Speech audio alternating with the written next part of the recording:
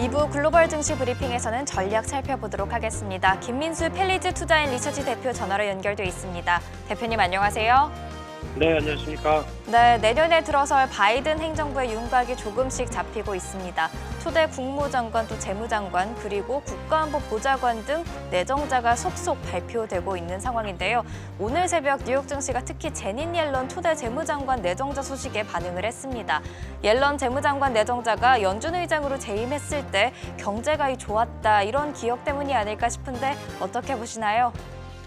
네, 일단 가장 먼저는 트럼프 대통령의 악몽에서 이제 벗어나고 있는 현실이 나오고 있다. 특히 대표적으로 이제 권력 이양 과정이 제대로 진행되고 있다는 과정 쪽에서 지금 흐름을 평가를 한다고 봐야 될 것 같고요. 네. 게다가 이제 여러 가지 어떤 인사들의 단행이 이어지고 있는 가운데 가장 눈에 띄는 부분은 재무장관이죠. 네. 옐런 의장에 대한 부각이 아무래도 금융위기 당시에 오바마 대통령과 발을 맞추면서 그래도 성공적으로 위기를 벗어났다는 평가, 대표적으로 온건주의라고 알려져 있지만은 경기 부양책을 위해서는 강하게 액션을 취한다는 관점 쪽에서 시장도 좀 환호한다고 보여지고 있는데요. 네.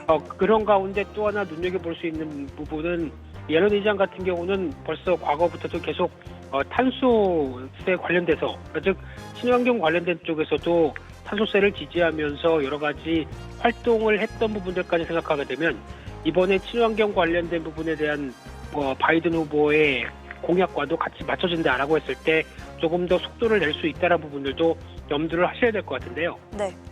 하지만 이제 중요한 부분들이 트럼프 대통령 초기 당시에도 옐런 의장이 같이 그때 겸했었습니다. 그러다 보니까 그때 나왔던 정책 중에 하나가 어느 정도 금융위기를 극복했다고 하게 되면 또 유동성을 회수하는 모습들도 보여줬습니다.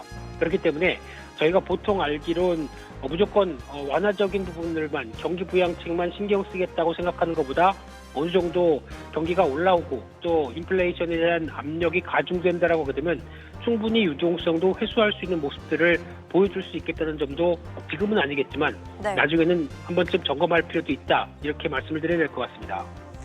네, 그러면 이어서 국내 증시도 좀 살펴보도록 하겠습니다. 어제 코스피 지수가 종가 기준 역대 처음으로 2,600선을 넘기면서 강세장을 보여줬습니다. 외국인의 매수세도 계속해서 이어지는 중인데요. 특히 이 지수 급등이 외국인 순매수 덕분이란 분석이 참 많더라고요. 외국인의 현재 지분율이 추세선인 37.4%를 하회했다면서 현재 시총 기준으로 25조 원 추가 매수 여력이 있다는 분석도 있던데 이 외국인의 힘으로 코스피가 어느 선까지 또 어느 업종이 특히 올라갈지 한번 예상해 볼 수 있을까요? 네, 일단 신고가를 경신하는 시장 흐름들 반갑고요. 네. 그런데 여기서 많이들 지수 얼마까지 갈 것 같냐, 이런 지수에 대한 예측은 하고 싶지 않습니다. 네. 해봐야 맞지도 않을 거고요. 네. 증권사 쪽에서 더 바쁠 텐데, 근데 중요한 부분들은 제가 보기에는 생각보다 많이 갈 수 있을 것 같습니다. 그렇기 네. 때문에 그를 충분히 향유할 만한 계좌를 만드는 게 더 중요하지 지수 예측했다고 돈 되는 거 아닙니다.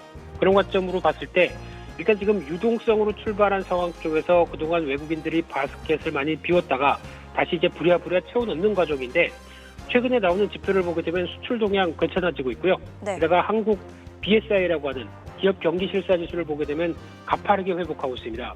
게다가 지난번에도 언급드렸지만 OECD 경기 선행 지수를 보게 되면 어떤 타국가보다 중국보다도 더 높은 위치에, 즉 회복세를 보이고 있다는 쪽으로 봤을 때는 일단 이런 기대감이 다 작용한다고 봐야 되겠죠. 따라서 일단 외국인들에 대한 비웠던 바스켓이 들어오는 과정과 함께 일단 어제 같은 경우도 삼성전자 중심의 대형주가 신나게 올라가면서 지수의 흐름은 강한데 상대적으로 체감지수, 즉 지수가 이렇게 올랐는데 내 종목은 아직 왜 이래? 라고 생각하실 분들도 많을 겁니다. 네, 그런 분들 꽤 있더라고요.